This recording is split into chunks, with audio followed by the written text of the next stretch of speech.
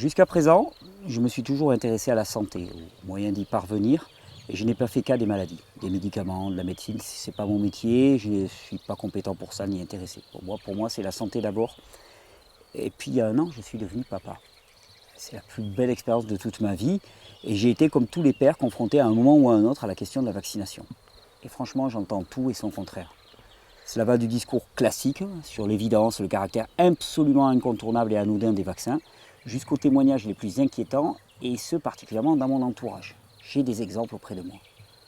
Alors, je me rends compte au final que je n'ai pas les éléments pour faire un choix sur la vaccination. Un choix, le fameux choix éclairé. Et pour mon fils, je veux le meilleur, la pleine santé. Je ne veux pas faire de choix au hasard, et surtout pas jouer à la roulette russe. On parle de consentement libre et éclairé. Alors, puisque personne ne semblait pouvoir m'éclairer sans prendre parti, je me suis lancé dans une enquête. J'ai fait ma propre enquête, avec toute l'énergie que me donne l'amour pour mon fils.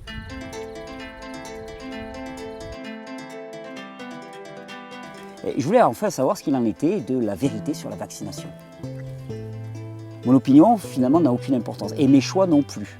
Ce que je veux, c'est donner à chacun des informations claires, rationnelles et basées sur des faits scientifiques, afin de pouvoir faire un choix éclairé. Je ne suis pas anti-vaccin, je suis pro-science, pro-santé publique, pro-enfant heureux et en bonne santé. Et donc, je vais poser des questions et essayer d'y répondre.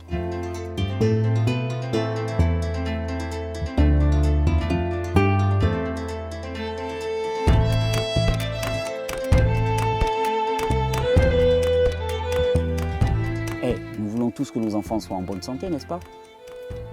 J'ai appelé mon grand ami Alex, afin qu'il vienne filmer mon témoignage de mon enquête et qu'il puisse rendre compte du chemin que j'avais emprunté pour dénouer le vrai du faux. Ce film, c'est le témoignage de cette enquête. C'est mon chemin vers la vérité sur la vaccination.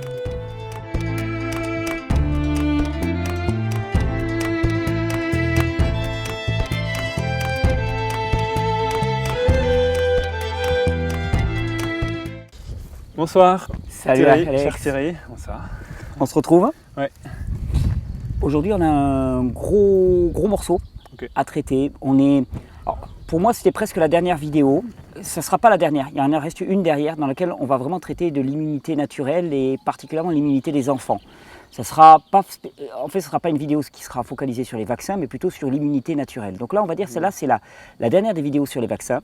Et on va traiter des sujets, alors pour certains qui vont faire un petit peu polémique. J'ai essayé de les traiter de la façon la moins polémique possible, mais il me semblait nécessaire de les traiter pour comprendre aussi pourquoi on en est dans une situation en France qui, au vu de ce que j'ai vu, même si je ne suis pas censé donner mon opinion, me paraît vraiment compliquée et dangereuse.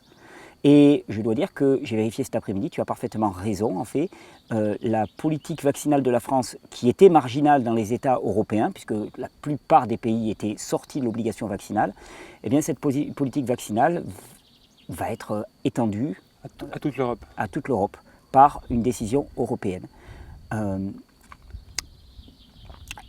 Disons que quand j'étais à l'université, on m'a appris quelque chose qu'on appelle la méthode scientifique. La méthode scientifique, elle consiste à poser une question, à aller au bout de cette question en posant une expérimentation et ensuite à accepter les résultats de cette expérimentation. Si aujourd'hui on pose la question « les vaccins sont-ils inoffensifs ?», je pense que c'est absolument évident que la réponse est non. La vraie question, c'est à quel point sont-ils dangereux et à quel point présentent-ils un risque pour la population. Je t'ai montré des études qui montrent qu'il y a vraiment des facteurs très inquiétants et la première des attitudes pour moi, ça serait de dire « Oups, attendez, on calme le jeu et on finance des études indépendantes qui nous permettent de savoir exactement ce qu'il en est de la vérité sur la vaccination. » Voir qu'on appuie sur l'accélérateur comme des malades avec des vaccins qu'on n'a pas du tout testés au niveau sécurité, ça m'oblige à me poser des questions. Et ces questions, on va avoir quelques éléments de réponse dans cette vidéo. On va parler rapidement de la coqueluche. Et je vais m'amuser un petit quiz pour voir si tu as bien suivi pendant toute cette série. Et ceux qui regardent la vidéo peuvent s'y amuser aussi. Okay. Et puis ensuite, on va parler de conflits d'intérêts, la politique vaccinale de la France et la couverture vaccinale des professionnels de santé. Parce qu'il y a des choses très intéressantes. Non pas pour jouer aux dénonceurs, conspirationnistes et ainsi de suite, mais pour réellement répondre à des questions. Tu vas voir, je pense que je l'ai fait assez bien. T'es prêt pour ça? Je sais pas. T'as pas le choix. Okay. Tes documents? Pareil, tous ceux sur quoi je me suis appuyé est téléchargeable en dessous de la vidéo. Vous pouvez aller voir l'étendue des études scientifiques, les documents. Là, on va s'appuyer sur pas mal de documents de l'OMS en particulier. Ouais. Voilà, ils sont tous là, ils sont en lien. S'ils ne sont pas reproduits directement là-dedans, ils sont en lien là-dedans. Et donc après, vous pouvez y accéder et aller vous faire votre opinion par vous-même. Parce que l'important, c'est pas de me croire sur parole, mais Oui. plutôt de se dire, ok, voilà ce qu'il dit, allons vérifier nous-mêmes et puis de voir ça. C'est ok? Génial. Eh oui. Ouais. Tiens, regarde. Grand plaisir. Je t'ai fait un jus aussi. Oh, super. travailler ton Il a fait immunité. super chaud. Ouais. Carottes, gingembre avec un petit peu d'orange et de curcuma. Trop bien. Ok. Bon, je t'ai donné la petite paille parce que j'en ai marre que tu sois plus grand que moi. Alors moi je prends la grande paille, toi la Ouais, petite j'avoue. paille. À ta santé. Ah oui, allez, tiens. Merci. Alors, on va commencer. Il y a un dernier vaccin que je n'avais pas abordé. J'avais envie de l'aborder, mais un peu comme une révision des autres. C'est la coqueluche. Donc la coqueluche, c'est une infection respiratoire bactérienne. On dit pas ou peu fébrile, c'est-à-dire qu'il n'y a pas de fièvre associée. Ça touche tout le système respiratoire. Il y a 2 bactéries qui sont du type Bordetella. Il y a Bordetella pertussis et Bordetella parapertussis. Donc quand on dit Bordetella pertussis, c'est la bactérie qui cause la coqueluche. Alors c'est une maladie qui est longue. Et je peux t'en parler en connaissance de cause. Nous, le grand à la maison a eu la coqueluche. On a eu pour 5 mois de coqueluche. C'est long et c'est très impressionnant, je trouve. C'est très impressionnant. C'est jamais grave. Ouais. Et d'ailleurs, moi je sais que quand il a eu la coqueluche, la plupart des personnes âgées nous ont dit non mais écoutez, c'est éprouvant, mais réjouissez-vous. La coqueluche, c'est une maladie qui fait grandir. C'est-à-dire qu'il va gagner en maturité. C'est considéré par les personnes âgées comme une maladie par laquelle on passe. Une initiation un peu, en quelque sorte. Exactement, une initiation. C'est vraiment une initiation, pour l'entourage aussi. Oui, c'est ça. Alors, chaque parent voudrait éviter ça à son enfant. Moi, je sais qu'à l'époque, on a tout essayé. Alors, je me souviens même qu'on a fait ce qu'on appelle les vols coqueluches. C'est-à-dire qu'on est monté avec un petit avion non pressurisé en altitude. C'est une technique qui était utilisée. Et ils descendent par paliers à très haute altitude. C'est censé permettre une élimination des Bordetella pertussis. Ça n'a pas marché. On s'est fait un joli petit vol au-dessus de la montagne catalane. Les enfants ont apprécié. Mais bon, c'est pas aller plus loin. Mais on a tout essayé. Les cataplasmes, enfin voilà, toutes les recettes possibles. Donc moi aussi, j'aurais voulu lui éviter ça parce que c'était éprouvant. Et comme tout parent, je veux lui éviter ça. Il existe donc un vaccin. Il n'était pas obligatoire, donc on ne l'avait pas fait. Je vais jouer un petit quiz avec toi. Ce vaccin, il est censé toucher une infection bactérienne. Qu'est-ce qu'on pourrait imaginer, au vu de ce qu'on a vu précédemment, comme conséquence d'une vaccination contre une souche bactérienne en particulier? Le fait qu'on se concentre sur une souche en particulier, que ses frères et sœurs se multiplient et deviennent plus forts et explosent en quelque sorte. Donc c'est-à-dire au final créer même d'autres souches, quelque chose comme ça. Ouais. Premier point. Il y a 2 points qu'on peut attendre. Premier point, excellent. Excellent. La question c'est donc qu'est-ce qu'on peut attendre d'une vaccination Ouais, exactement. Quelles seraient les conséquences? Tu vois, moi je suis là, je me dis bon, je vais travailler sur la coqueluche. Qu'est-ce que je vais chercher sur Internet comme information? De ce que j'ai appris précédemment, qu'est-ce que je peux aller chercher comme information? Donc là, ouais, c'est bon. C'est-à-dire qu'on va aller voir, est-ce que par hasard, la vaccination contre Bordetella pertussis a amené à l'apparition d'autres Bordetella, par exemple, tu vois, et plus virulentes, ou voilà, voir un petit peu au total. Il y en a une autre, je me permets, je vais te... Vas-y, je t'en prie. Je connais moi la réponse. Regardez un petit peu si les personnes qui sont porteuses du vaccin pour Bordetella pertussis sont potentiellement contaminantes pour les personnes qui ne sont pas vaccinées. C'est-à-dire, est-ce que le fait qu'elles soient vaccinées fait que dans leurs aérosols, dans leur respiration, on va trouver des bactéries de Bordetella pertussis? On répond à cette question? C'est parti. Nickel. Alors, première des choses, baisse de l'immunité. On avait vu que la protection contre la coqueluche, son immunité baisse. Alors, ce qu'ils appellent l'immunité, c'est l'immunité vaccinale, c'est l'élévation des anticorps qui n'est pas l'immunité réelle, on l'a bien vu. Elle baisse drastiquement entre 2 et 4 ans. C'est-à-dire qu'il faudrait se vacciner tous les 4 ans au minimum et tous les 2 ans au maximum pour être sûr d'être couvert en permanence contre la coqueluche. Personne ne le fait. Donc la plupart d'entre nous ne sommes pas vaccinés. Il faut être clair, la plupart d'entre nous ne sommes pas vaccinés contre la coqueluche. Donc la protection contre la coqueluche diminue au bout de 2 à 4 ans. Le manque de protection à long terme après la vaccination pourrait contribuer à une augmentation de la coqueluche chez les adolescents. Donc on a une baisse du vaccin et puis on a surtout une adaptation des bactéries, comme tu le présupposais. D'après la modélisation mathématique, les vaccins conçus pour réduire le taux de croissance des pathogènes et ou de toxicité pourraient provoquer l'évolution de pathogènes ayant des niveaux de virulence supérieurs. Donc nous supposons que la baisse de l'immunité vaccinale dans la coqueluche et l'adaptation des pathogènes ont contribué à la résurgence de la coqueluche, parce qu'il y a eu effectivement une résurgence de la coqueluche. Il existe des preuves provenant de la surveillance épidémiologique prospective et des expériences récentes sur des organismes modèles que l'immunisation avec le vaccin pour la coqueluche pourrait en fait augmenter la probabilité de l'infection de l'hôte par le Borrelia parapertussis. Parce qu'effectivement, le vaccin touche Borrelia pertussis. Or, il y en a deux. Donc, ça augmente les infections par Borrelia parapertussis. Donc, tu es vraiment dans le juste. Hein. L'infection avec Borrelia parapertussis touche des enfants plus jeunes et plus virulente que pertussis. Donc la vaccination augmente la susceptibilité des enfants à une infection par Borrelia parapertussis. D'ailleurs, c'est ce qui explique que nous, dans notre famille, par exemple, quand il y a eu la coqueluche, je sais qu'il y a des personnes âgées qui m'ont dit « c'est surprenant, à notre époque, ça durait beaucoup moins longtemps hein ». Et celle-là, elle était violente. C'est très impressionnant et c'est très, très violent. Donc, il y a des grandes chances que c'était Borrelia parapertussis et Borrelia parapertussis a monté en force parce qu'on a vacciné avec Borrelia pertussis. Toujours pareil. Nos résultats suggèrent que, outre la contribution potentielle de l'efficacité réduite et l'immunité en baisse du vaccin, l'incapacité du vaccin à empêcher la colonisation et la transmission constitue une explication possible à la résurgence de la coqueluche. Donc vaccin partiel qui fait qu'ils font des sélections des souches en sélectionnant bien sûr les plus fortes et au final on se retrouve avec une infection. Nous avons émis l'hypothèse d'une explication supplémentaire à la résurgence de la coqueluche, celle que les individus ayant reçu le vaccin peuvent servir de porteurs asymptomatiques ou légèrement symptomatiques et donc contribuer de manière considérable à la transmission à la population. Donc on répond à la deuxième question. Les porteurs du vaccin peuvent-ils être potentiellement des agents infectieux de la population? Réponse oui. Réponse oui.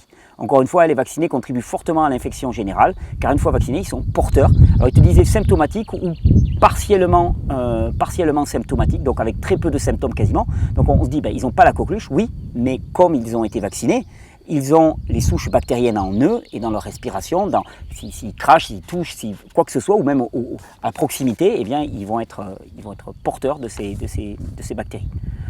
Hein? Okay. Je voulais juste ajouter un petit mot aussi sur la méningite. J'avais écrit quelques notes sur la méningite. Et pour la méningite, qu'est-ce que je t'avais noté? Donc ce sont des bactéries. Donc on ne va pas le refaire, hein, tu as passé ton examen. Je voulais te le faire passer 2 fois, mais là tu as passé ton examen. Ce sont des bactéries. À quoi peut-on s'attendre? On peut s'attendre à ce qu'il y ait une mutation des souches, hein, une adaptation des bactéries. On peut s'attendre à retrouver un facteur de propagation de l'infection bactérienne au travers des personnes vaccinées par le simple contact, les aérosols ou des choses comme ça. Le nombre de méningites à pneumocoque chez les bébés, donc je te cite les conclusions d'une étude que tu as là, et j'en ai plusieurs que je t'ai citées, les nombres de méningites à pneumocoque chez les bébés, alors méningite à pneumocoque, c'est quelque chose qui peut être mortel hein, si c'est maltraité. Hein. Les méningites à pneumocoque chez les bébés est remonté dans le nord de la France durant le programme de vaccination conjugué anti-pneumococcique, avec l'émergence de sérotypes pneumococciques hors vaccin extrêmement virulents. C'est chaud quand même. Hein. Le nombre de méningites à pneumocoque chez les bébés est remonté dans le nord de la France durant le programme de vaccination conjugué anti-pneumococcique avec l'émergence de sérotypes pneumococciques hors vaccin. Hein. Extrêmement virulent. C'est ce qui me fait dire qu'on devrait quand même prendre le temps de réfléchir un petit peu à ce qu'on fait. Alors,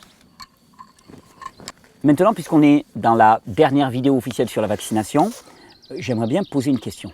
Je crois qu'on a accumulé une somme de preuves scientifiques, rationnelles, objectives, qui prouvent qu'on a des phénomènes récurrents sur tous les vaccins qu'on a étudiés, qui sont les principaux vaccins.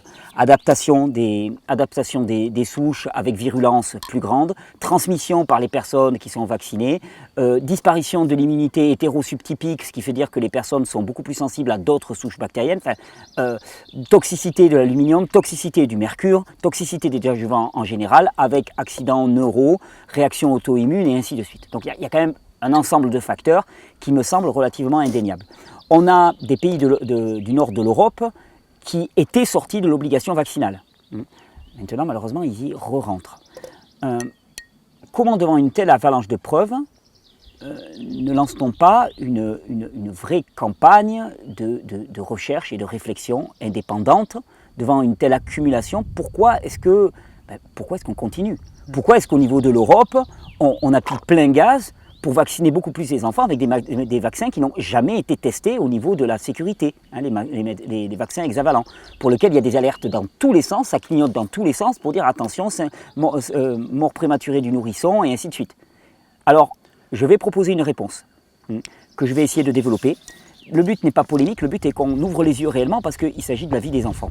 Il s'agit de la santé, de la vie des enfants et pour moi c'est quand même une question qui mérite d'être répondue. La meilleure des réponses que j'ai trouvées, c'est le conflit d'intérêts. Quand je parle de conflit d'intérêts, il ne s'agit pas de stigmatiser quelqu'un, de taper sur quelqu'un en disant des gros méchants. Je pense qu'il y a des conflits d'intérêts aussi très facilement. On peut avoir un conflit d'intérêts, par exemple si je suis ami avec toi, je travaille avec toi régulièrement et ainsi de suite, il y a quelqu'un qui vient me voir et qui me débine sur Alex, obligatoirement le fait que je te connaisse, que je te fréquente, que je passe du temps avec toi va faire que ce que la personne va m'apporter, je vais l'écouter d'une oreille distraite a priori, parce que j'ai l'habitude de te côtoyer. Je n'ai pas obligatoirement un intérêt particulier, personnel, c'est simplement que le fait qu'on fricote ensemble en permanence, fait que voilà, et là c'est souvent ce qu'on va voir, hein. Je ne vais pas uniquement dénoncer des conflits d'intérêts financiers. Alors, le conflit d'intérêts, on l'a vu, existe quand il s'agit de médicaments. Attends, je vais relancer ça. Le conflit d'intérêts existe. Je ne vais pas rappeler l'affaire du Mediator, par exemple, hein, mais il y a des choses énormes qui se sont passées pendant l'affaire du Mediator, et ça a été connu. Il y a récemment, là j'en avais un autre que j'avais vraiment cité, c'était Michel Aubier, qui est un pneumologue réputé, qui est rémunéré par la firme Total, c'est connu, il l'a déclaré lui-même. Sur un plateau télé, il a minimisé les effets de la pollution atmosphérique par les hydrocarbures. Il a dit « Je ne pense pas, et la plupart des experts sont d'accord, bon bien sûr aucune preuve à l'appui, hein, que le fait d'être exposé à une pollution ambiante dans les villes comme Paris prédispose au cancer du poumon, sauf si on a un autre facteur favorisant comme le tabagisme. Hein. » Et c'était tellement gros qu'il y a de ses collègues qui... J'allais te dire, voilà. J'avais entendu que d'autres de ses collègues... non, mais ils ont pété les plombs, les mecs. Ils ont dit, non, mais attends, sérieux, on est médecins nous aussi, on ne peut pas te laisser faire un truc comme ça. Parce qu'ils ont cité, des études récentes ont confirmé les conclusions de l'OMS. Elles ont montré également que le risque de cancer pulmonaire était augmenté pour des niveaux d'exposition même en dessous des normes européennes. Donc même à faible concentration, les particules fines sont cancérigènes. Et ces tests ont été faits chez des personnes tabagiques et non tabagiques. Okay. Et le problème, c'est que sur le plateau télé avec ce Michel Aubier, il y avait des spécialistes de la santé télévisuelle, je ne vais pas les citer, des gens qui sont posés en tant que référence de la santé, et ils n'ont pas moufté mot. Tu as un mec qui dit une énormité grosse comme lui, et personne ne bouge. Donc ça fait se poser des questions. Martin Hirsch, j'ai relevé une ordonnance de l'assistance publique des hôpitaux de Paris, qui avait été diligentée par Martin Hirsch, qui a été ministre de la Solidarité, je crois, de mémoire à une époque. Non, mais toi, je suis tout jeune, moi. Ouais, t'es je ne sais pas encore. T'étais pas là. J'étais pas encore. T'as quoi, t'as 5 ans, t'as 6 ans? Ouais, 7. Dans l'ordonnance, il dit « On y apprend aussi que les déplacements des médecins des hôpitaux parisiens à des congrès professionnels sont financés à hauteur de 40 millions d'euros par les laboratoires pharmaceutiques. Le comité de travail propose donc que lors de ces congrès, un tiers neutre fasse office de médiateur entre le médecin et l'industriel. L'industrie pharmaceutique finance par ailleurs la formation continue obligatoire des médecins. La dépense est estimée entre 300 et 600 millions d'euros minimum chaque année. » Donc, pour la formation continue des médecins, les laboratoires pharmaceutiques dépensent entre 300 et 600 millions d'euros. Je doute qu'ils investissent autant d'argent pour rien, hein, pour la beauté de la chose. Mais surtout, notre ministre, Agnès Buzyn, a dit « Les laboratoires pharmaceutiques, l'industrie pharmaceutique ne gagnent quasiment pas d'argent avec les vaccins. » Alors moi, c'est comme je te disais, pour moi, au niveau de la politique vaccinale en France, ils jouent complètement faux. C'est-à-dire que s'ils arrêtaient les déclarations ridicules du style « les vaccins sont inoffensifs » ou « l'industrie pharmaceutique ne gagne rien », ça ne donnerait pas envie à des gens comme moi d'aller creuser. Tu vois, moi, si on me disait, bon, les vaccins, c'est pas si rémunérateur que ça, il ne faut pas en faire des tonnes, c'est pas le secteur le plus... Bon, je dirais, ok, pourquoi pas. Hein. Là, on me dit, ils gagnent quasiment rien. Non, mais c'est pas possible. C'est pas possible. Un vaccin, ça coûte pas grand-chose à produire. Quand tu vois le Gardasil, les 3 doses rapportent 450 €, tu te dis, il y a un problème. Donc, en tant que petit fouille-fange de service, mais je suis allé regarder un peu plus près. Et j'ai pas eu besoin de chercher très très loin, hein. Tu verras, j'ai pris les rapports, les bilans d'activité des grands laboratoires. Je suis allé sur leur site et j'ai regardé leur bilan financier de l'année précédente. Alors, déjà dans un article du Monde diplomatique qui était daté de janvier 2008, il y a une journaliste qui s'appelle Leïda, alors j'écorche chaque fois son nom, Chachani, Leïla Chachahani, qui a fait plusieurs articles très bons, qui se mouillent réellement. Bon, dans le monde diplo, en même temps, ça arrive assez souvent quand même. Il y a quand même une liberté éditoriale qui est encore réelle. Elle nous donne quelques pistes. Elle dit au niveau mondial, le chiffre d'affaires de l'industrie vaccinale était de 42,3 milliards d'euros en 2016. C'est quand même pas une paille. Contre 20,3 milliards d'euros en 2012. Donc entre 2012 et 2016, elle a doublé. Donc ça fait quand même une croissance qui est quand même assez hallucinante. Il pourrait avoisiner les 67 milliards d'ici à 2025. C'est le plus fort taux de croissance dans le secteur des médicaments. Oh! Alors je me dis, bon, Leïla, c'est une journaliste, pour peu qu'elle soit un petit peu de gauche, anarcho, machin chose, on peut la taxer de partisanisme. Je me suis dit, je vais essayer de trouver des chiffres plus officiels et acceptables. Et bien, je suis tombé sur un rapport de l'OMS qui a été réalisé par quelqu'un qui s'appelle Miloud Kadar, qui est un rapport qui a été diligenté par l'OMS, tout ce qu'il y a de plus officiel, je donne les liens. Et donc Miloud Kadar, qu'est-ce qu'il a conclu ? Il a conclu, il met en gros spectacular growth rate, donc taux de croissance spectaculaire. 15% par an contre 5 à 7% pour tout le reste de l'industrie du médicament. Donc 3 fois plus de croissance que tout le reste. Donc déjà tu te dis c'est secteur prometteur en termes d'argent. Ça a triplé en valeur, c'est passé dans les années 2000 de 5 milliards, le budget global des vaccins, de 5 milliards à 24 milliards en 2013. Et les perspectives pour 2025 c'est 100 milliards. Okay. Donc, on ne peut pas dire qu'ils ne gagnent quasiment rien. Et au cours de mes recherches, tu vois, je suis tombé sur des choses. Et pour te montrer que je pense qu'il y a beaucoup de gens qui parlent sans savoir ce qu'ils disent. Et par exemple, il y a quelqu'un qui a une rubrique sur Le Monde qui s'appelle Les Décodeurs, qui est une rubrique, tu sais, actuellement, on parle beaucoup des sectes. Et je pense qu'il existe réellement des sectes, des groupes sectaires, ainsi de suite. Et souvent, on relie secte à religion, à spiritualité. Actuellement, il y a aussi des sectes de la rationalité. Les sectes scientistes, les zététiciens et ainsi de suite, c'est des gens qui sont, dès que quelque chose n'est pas absolument prouvé, complètement dans les clous, tout de suite c'est la moquerie, la raillerie et ainsi de suite. Donc les décodeurs dans le monde, ça joue un peu ce rôle. Et la personne qui réalise cette rubrique, qui se pose quand même en autorité, écrit « Les vaccins sont génériques, ils ne rapportent pas grand-chose au labo, il faut arrêter un peu ». C'était un lien Twitter. Donc, ah oui. Pour un secteur qui rapporte actuellement plus de 40 milliards de dollars par an, il faut arrêter un peu, ce secteur, il est lucratif. Alors, je suis allé voir le bilan financier des grands laboratoires, comme je te le disais. Par exemple, je suis allé voir le bilan financier de GSK.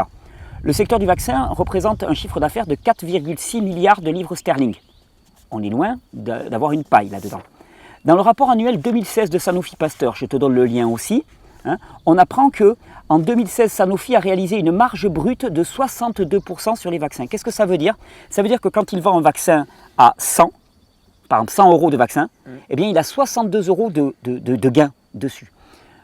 Globalement, au-delà de 60% de marge brute, pour un industriel, c'est juste le produit bingo. C'est la panacée. Ah non, mais moi j'ai toujours entendu des gens me dire, bon, déjà à 40% de marge brute, t'es bon. Ouais. T'as la stabilité de ton entreprise. À 50, tu as un truc qui performe, à 60, ah non mais tu es le roi du monde, à 60% de marge brute, ça veut dire que le coût des produits est très faible par rapport au prix de vente. Donc ils ont 62% de marge brute sur les vaccins, au plus haut depuis 5 ans. Mieux encore, le résultat opérationnel 2016 de la filière vaccin est de 1,7 milliard d'euros, soit 35% du chiffre d'affaires global du laboratoire. C'est-à-dire que plus d'un tiers du chiffre d'affaires global du laboratoire est assuré par les vaccins. Donc on ne peut pas dire que c'est une paille, c'est faux. Donc, qu'est-ce qui peut expliquer de telles inexactitudes dans les appréciations ? Qu'est-ce qui peut expliquer qu'on dise finalement les laboratoires ils ne gagnent rien ? Qu'est-ce qui peut expliquer par exemple que l'INSERM, et je te dis ça parce que pour moi l'INSERM c'est un laboratoire haut du panier. Ouais. Je lis dans une brochure de l'INSERM, l'efficacité et l'innocuité des 11 vaccins qui deviendront obligatoires en France sont scientifiquement prouvés. Bien sûr, aucune référence scientifique. J'ai pas de contact à l'INSERM. J'aurais voulu appeler le président de l'INSERM et dire « Excuse-moi, mais moi j'ai des preuves qui prouvent qu'il n'y a aucun test sur ces produits-là. Sur les hexavalents, on n'a aucun test. Donc, excuse-moi, mais dis-moi où tu as trouvé tes preuves scientifiques. Ouais. Parce que moi, je ne les ai pas trouvées. Et le rapport parlementaire italien ne les a pas trouvées non plus. Et il y a des centaines de chercheurs. Il y a un institut, par exemple, aux États-Unis qui s'appelle l'Institut Cochrane. L'Institut Cochrane, c'est un institut de recherche indépendant qui contient plus de 600 prix Nobel. Tu vois ? Donc là, pareil, c'est quand même du costaud. C'est pas Disneyland. Et pourtant, n'ai rien contre Disneyland, attention, pas de diffamation sur Disneyland, mais ce que je veux dire par là, c'est que l'Institut Crochan est arrivé aux mêmes conclusions, il n'y a aucune étude de sécurité. Comment est-ce qu'on peut avancer des choses pareilles? Alors, je vais proposer une réponse. Je vais enfoncer des portes ouvertes dans ce que je dis, mais je crois que c'est important de le savoir, parce qu'on ne pourra pas avoir une réflexion sur la politique vaccinale en France tant qu'on sera empêtré dans ces histoires-là.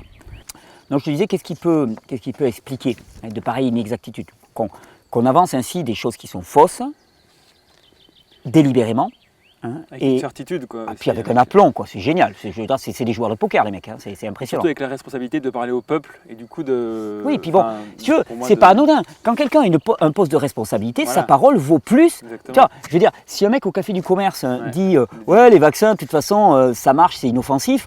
Bon, c'est pas très grave, ça n'engage pas. Si un ministre de la Santé le dit, je fais confiance à ce ministre pour avoir de l'aplomb et prendre la responsabilité qui lui incombe, quoi, tu vois, je veux dire, prendre la mesure. Alors, un élément de réponse tient dans ce que je peux te présenter. Il a été créé une alliance nationale pour les sciences de la vie et de la santé qui s'appelle l'AVISAN, qui fédère sous sa houlette l'INSERM et le CNRS, les universités et pas mal de la recherche biomédicale de divers offices publics, CNRS, universités, CHU et ainsi de suite.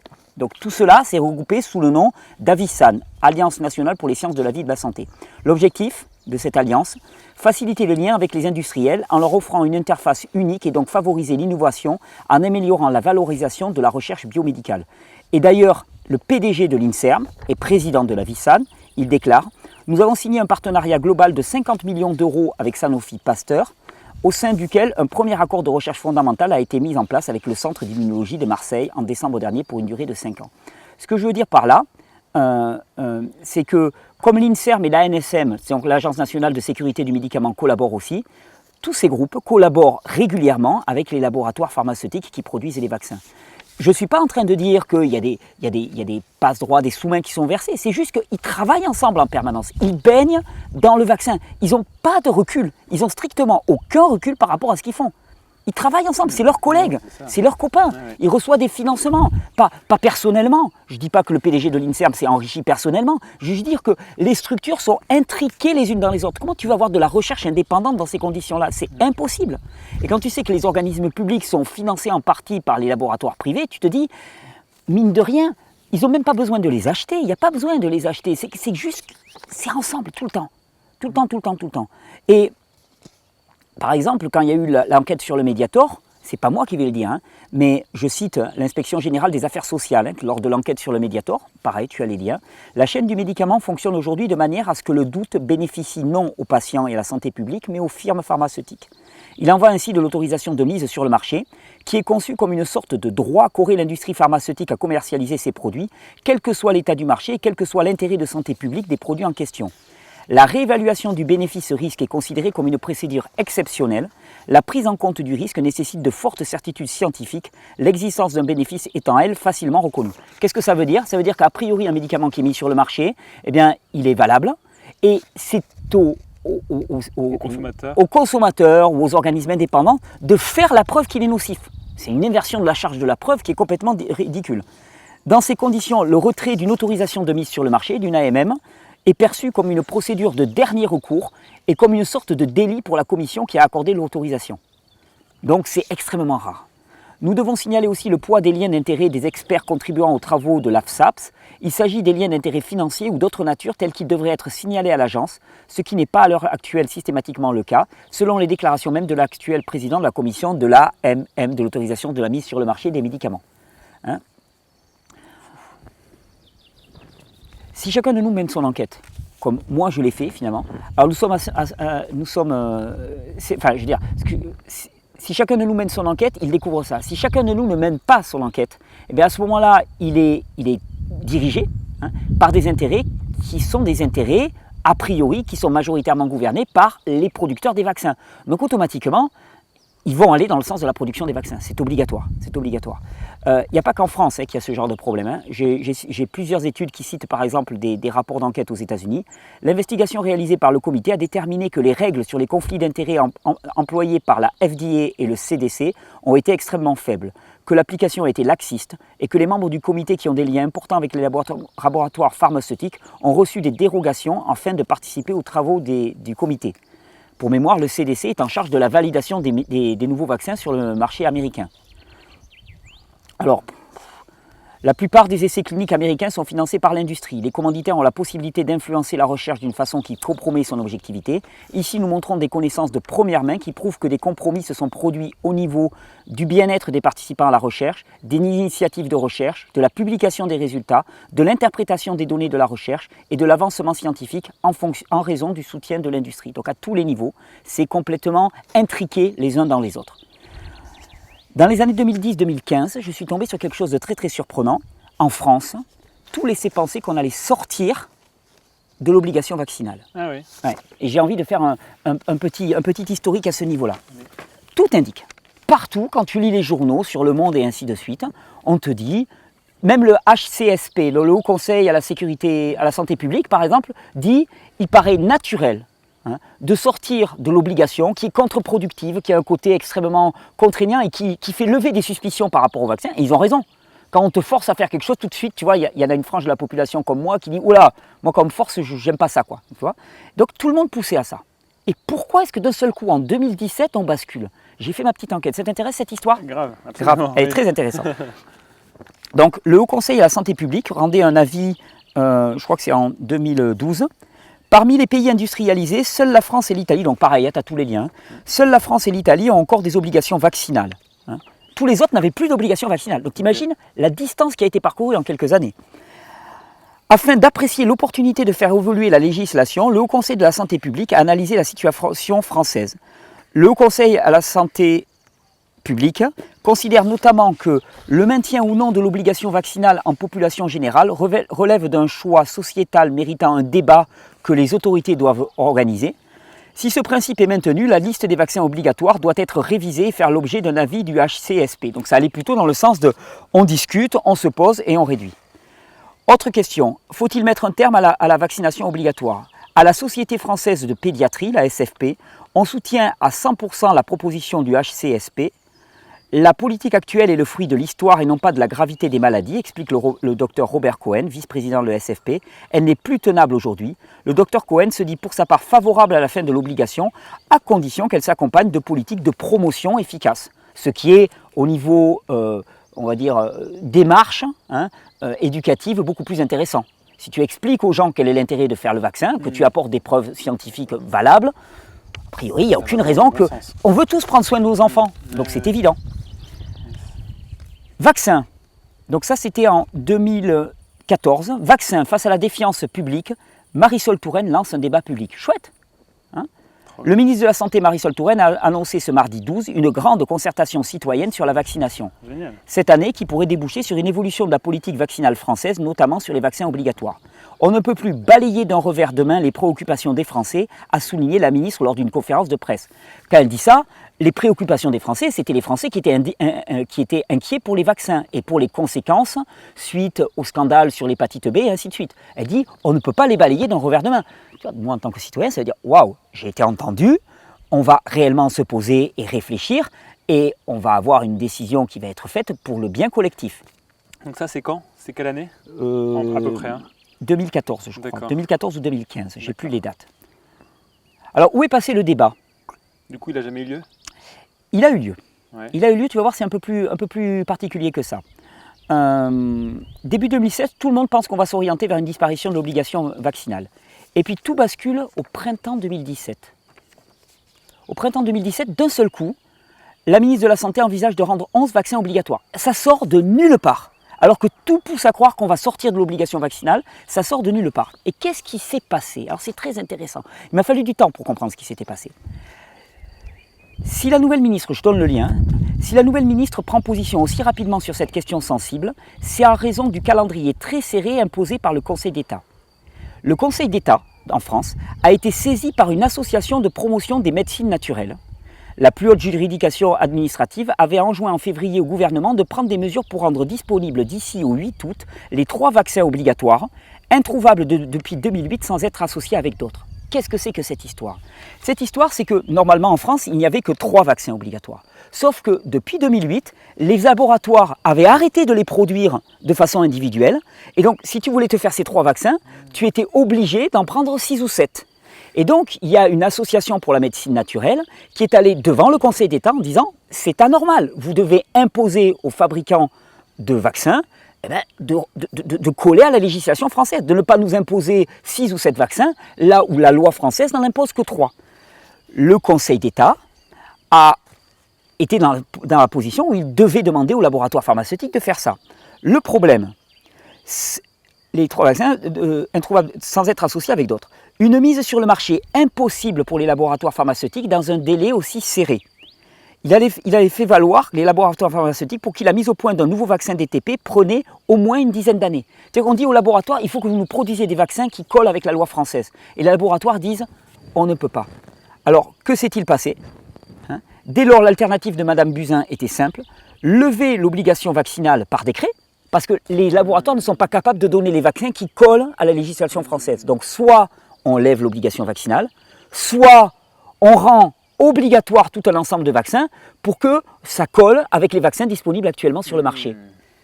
Okay. Il y avait 2 choix. Le choix qui a été fait,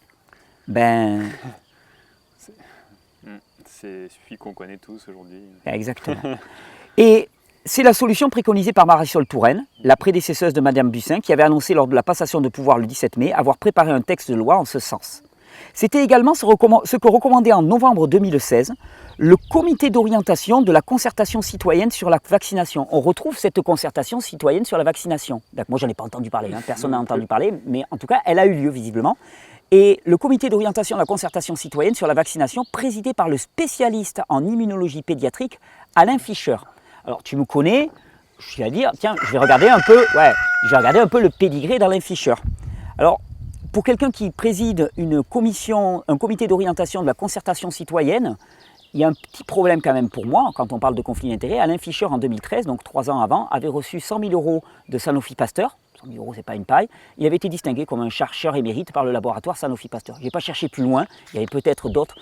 Ce que je veux dire par là, c'est que ce sont des personnes qui se connaissent, qui travaillent ensemble en permanence, qui se financent les uns les autres. Confier les clés d'un comité d'orientation et de réflexion sur l'obligation vaccinale et pour écouter les Français. Parce que Marisol Touraine avait dit « on ne peut plus balayer d'un revers de main les préoccupations des Français ». Et qu'est-ce qu'elle fait ? Elle met à la tête du comité quelqu'un qui travaille main dans la main avec l'industrie du vaccin. Ça me paraît un peu... farfelu. Ouais, c'est du truandage quand même, c'est quand même du truandage. Donc au final, qu'est-ce qui s'est passé ? Le basculement, il s'est passé autour de quoi ? Les laboratoires n'étaient pas capables de se mettre en conformité avec la loi française. Comme ils n'étaient pas capables de se mettre en conformité avec la loi française, qu'est-ce qu'on a fait ? On a mis la loi française en conformité avec les laboratoires. C'est aussi con que ça. Je ne suis pas un conspirationniste, je ne veux pas y voir plus que ça. Je pense que c'est tout bête. C'est qu'il y a des intérêts financiers qui sont plus importants. Les labos ont dit on ne peut pas le produire, il nous faut 10 ans pour le produire.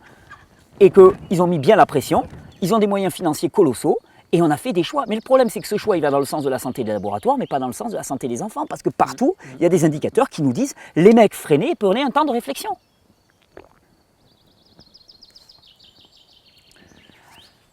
Dingue. Comment se positionnent les professionnels de santé ? Je me suis posé la question. Parce que je suis loin de faire des caricatures. Moi, j'ai dans mon entourage beaucoup d'amis qui sont médecins et ainsi de suite. Et j'apprécie beaucoup le rapport. Et je ne cible aucune catégorie socio-professionnelle. Je cible un état d'esprit au besoin, mais pas une catégorie socio-professionnelle. Donc, comment se positionnent les médecins ? J'ai pu me demander, parce que certains n'ont pas l'information. Certains suivent aveuglément, ils sont la tête dans le guidon, ils n'ont pas le temps de réfléchir, ils ont tellement de patients, ils n'ont aucun regard critique, ils n'ont pas le temps, ils n'ont pas l'énergie, ils sont fatigués et tout. D'accord. Mais il y en a qui ont un regard critique. Comment est-ce qu'ils se positionnent ? Il se trouve qu'Agnès Buzyn, en octobre 2017, elle m'a donné une petite clé. Je l'avais noté cet article, je m'étais dit, tiens, ça, il faudra qu'un jour je creuse la question. Elle avait tapé sur les doigts des professionnels de santé. Elle avait dit, si cet appel à la mobilisation pour la vaccination des professionnels de santé n'aboutit pas à un changement de braquet, elle parle cool, la ministre, nous réfléchirons à des mesures plus incitatives, voire coercitives. Elle était énervée. Elle était énervée parce que les professionnels de santé n'étaient pas bien couverts, en particulier contre la grippe. C'était en octobre 2017, donc il n'y a pas longtemps, lors du lancement de la campagne de vaccination annuelle contre la grippe. En effet, seuls 25% des professionnels de santé étaient vaccinés contre la grippe.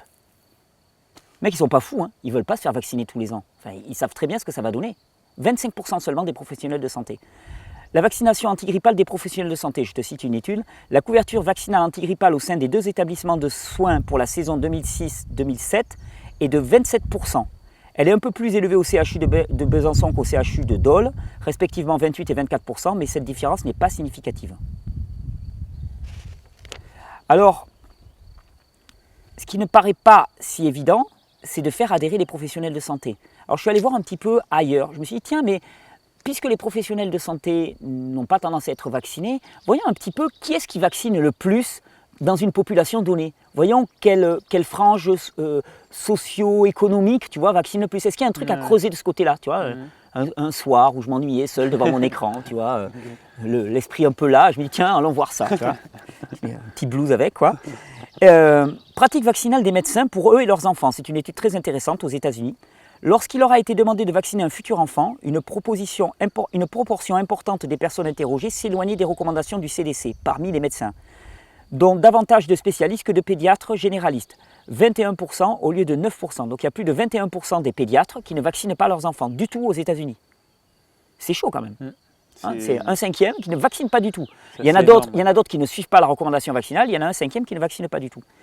La couverture vaccinale des médecins pour eux-mêmes, pour l'hépatite B, la coqueluche et la grippe saisonnière, étude de 2010, la couverture vaccinale des médecins pour eux-mêmes était de 75% pour la grippe saisonnière, 73% pour l'hépatite B, 63% pour la coqueluche et 60% pour la grippe pandémique H1N1. Pourtant, pour le H1N1, on en a fait des tonnes. Des mégatonnes. D'ailleurs, on avait acheté des mégatonnes de médicaments au laboratoire pharmaceutique qui sont restés dans des hangars parce que finalement la population n'a pas joué le jeu. Les Français ne sont pas cool. Les Français, ils ont un mauvais esprit, ça ne marche pas. C'est pas cool. La couverture vaccinale chez les médecins est bien inférieure à celle de la population générale. La population générale, on est à 90-95% de couverture vaccinale. Chez les médecins, on est à moins de 70%. C'est intriguant ça. Les familles présentant le plus haut taux d'éducation et les plus forts revenus sont les moins vaccinées. La plupart des enfants non vaccinés sont blancs aux États-Unis, ont une mère mariée ayant fait des études supérieures, habitent dans un foyer dont le revenu annuel dépasse les 75 000 $. Donc 75 000 $, tu fais... Ah ouais, ça fait... Waouh! Ah ouais 75 000 divisé par 12, ça fait du 6 000 $ par mois, quoi. Ouais. Eh, pas mal, tu fais la belle vie, là. Là, c'est pas mal. Donc la plupart des enfants non vaccinés sont blancs, ont une mère mariée ayant fait des études supérieures, habitent dans un foyer dont le revenu annuel dépasse les 75 000 $. De plus généralement, leurs parents ont exprimé leurs inquiétudes concernant l'innocuité des vaccins et ont déclaré que les médecins avaient peu d'influence sur eux. Donc c'est des gens cultivés qui n'ont pas cette espèce de soumission à l'autorité de la blouse blanche. Les médecins avaient peu d'influence sur eux concernant les décisions vaccinales pour les enfants. Les niveaux de vaccination élevés, donc tout ça c'est des études, tu as les liens. Les niveaux de vaccination élevés étaient associés à des mères ayant fait peu d'études et ayant un niveau socio-économique faible. Les facteurs déterminants d'une attitude entièrement négative contre les vaccins étaient un haut niveau d'études des parents, le fait de travailler dans le domaine de la santé. C'est chaud quand même. Tu dis, en fait, tu devrais t'attendre à ce qu'au contraire, le fait de travailler dans le domaine de la santé te rende plutôt pro-vaccination. Ben non, au contraire, c'est un des facteurs marquants. Donc le niveau d'études, donc plus les gens sont cultivés et ont fait des études, plus finalement ils sont rétifs par rapport au vaccin. Le fait de travailler dans le domaine de la santé, l'absence de religion. Les religieux sont pro-vaccination, paraît-il. Je ne vois pas trop l'argument, mais bon. La perception de l'inefficacité des vaccins et la perception que les vaccins provoquent de l'asthme et des allergies, entre autres.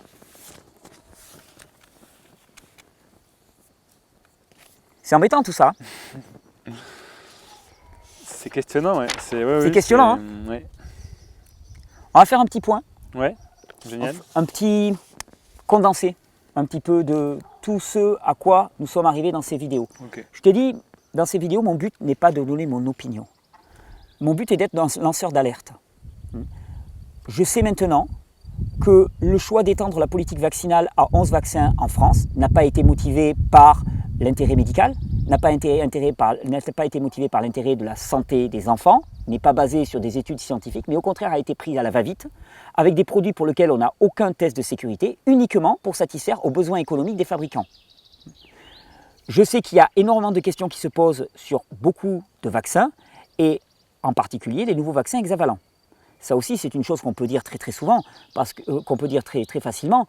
Quand on te parle de la polio, de la variole, bon, on en a parlé. Ce qu'il faut voir, c'est que les vaccins de grand-papa d'il y a 30 ans n'ont rien à voir avec les vaccins actuels.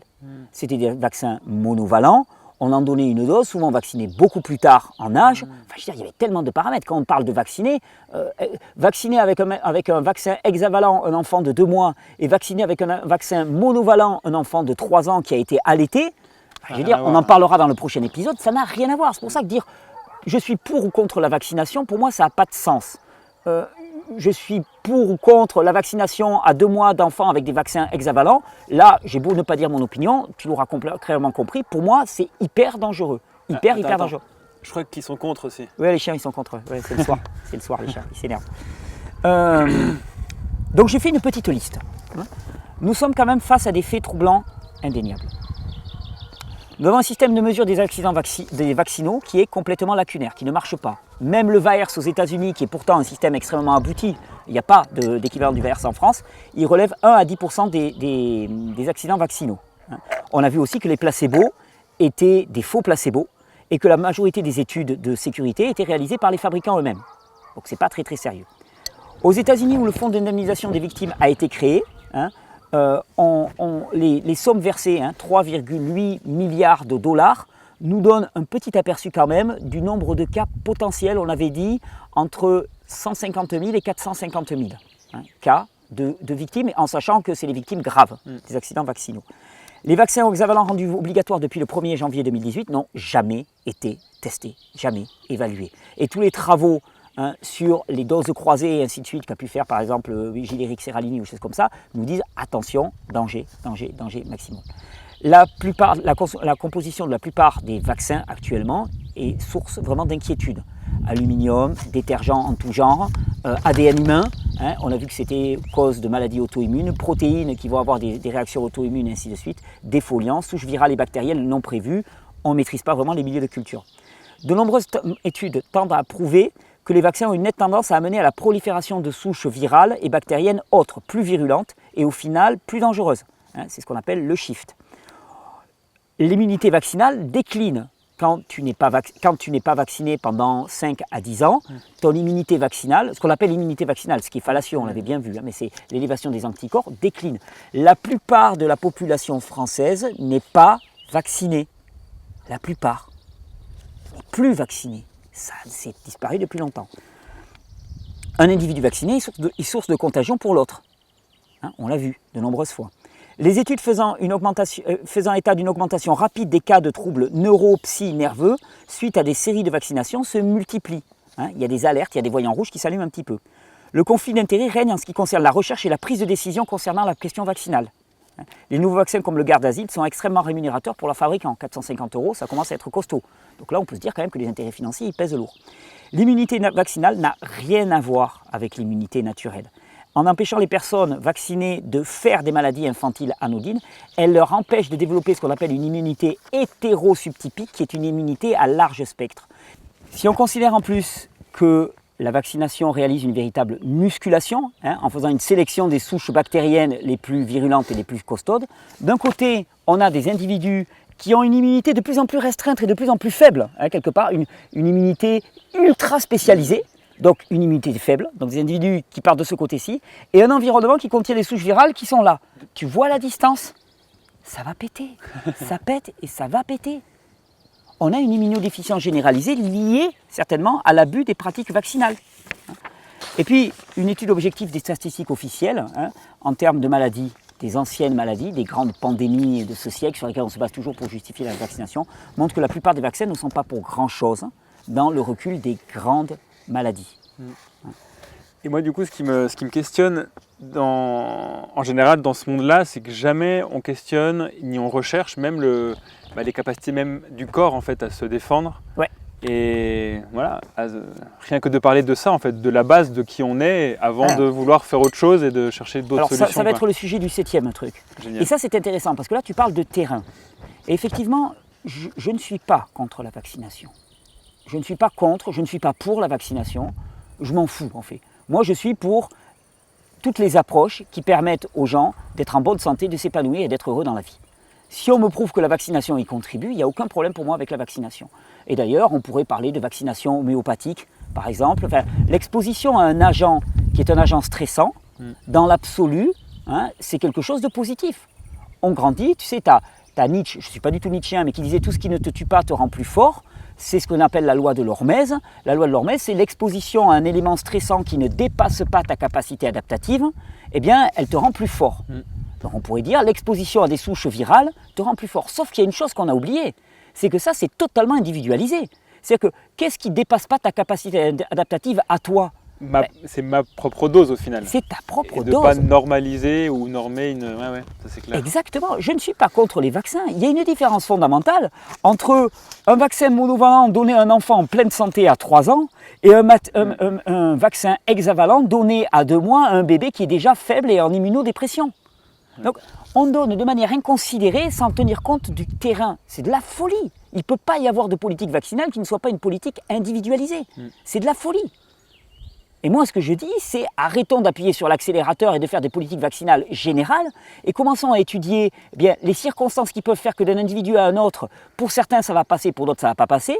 Voyons si pour certains individus ça a un intérêt et des bénéfices, pour d'autres non. Voyons que pour certains individus, peut-être que la balance bénéfice-risque va être dans le sens du bénéfice, pour d'autres elle va dans le sens du risque. Et essayons d'établir les critères qui vont nous permettre de savoir à l'avance, avant d'avoir injecté, parce que le jour où tu as injecté, après c'est foutu, et c'est très dur de revenir en arrière quand tu as balancé des toxines et que ça a une action neurodégénérative sur le corps. Essayons de connaître les circonstances qui vont nous dire « Oh là, ou pour celui-là, attendez, on va faire gaffe, on va faire attention. Pour celui-là, non, allez, feu vert, on peut y aller, ça va avoir un intérêt pour lui, son corps va bien réagir. Celui-là, zone de flou, attendez, on ne va pas mettre la même dose, on va y aller, puis on va lui faire un peu plus tard. On ne va pas lui faire à 2 ans, on va lui faire à 4 ans, parce qu'il aura son système immunitaire un peu plus costaud. » Tu vois, une politique individualisée. C'est ça, moi, que j'appelle. Et avec du sens, quoi, de le faire. Et puis une prise en compte du terrain. Voilà, une prise en compte du terrain des individus. Alors, je suis un charlatan, moi, si je me pose ces questions. Je suis un guignol si je me pose ces questions. Je m'attends. Je pense que cette série de vidéos, y a quelqu'un qui m'a dit il n'y a pas longtemps, toi, jusqu'à présent, tu étais l'apôtre du crudivorisme. Là, tu vas inventer le caillouvorisme, parce que tu vas te manger tellement de cailloux avec cette série. J'ai avancé avec des études, je me suis posé des questions, je suis honnête, j'ai aucun intérêt à défendre, j'ai strictement aucun intérêt à défendre. Cette série de vidéos, c'est moi qui la finance, parce que ça m'a tellement touché que je me suis dit, je veux offrir ça aux personnes qui n'ont pas le temps de faire cette recherche. Je me pose des questions, je trouve des éléments qui m'alertent, et j'ai besoin qu'on y réponde.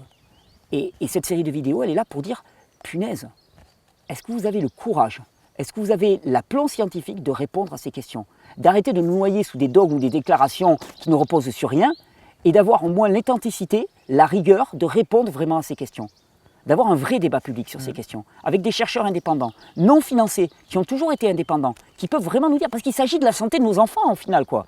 Sérieusement, c'est les générations futures. C'est les mecs qui vont bosser pour vous, c'est les mecs qui vont prendre des décisions. Tiens, qu'est-ce que vous voulez? Vous voulez des zombies décérébrés, complètement névrosés, avec des troubles psy... Si c'est ça, dites-le.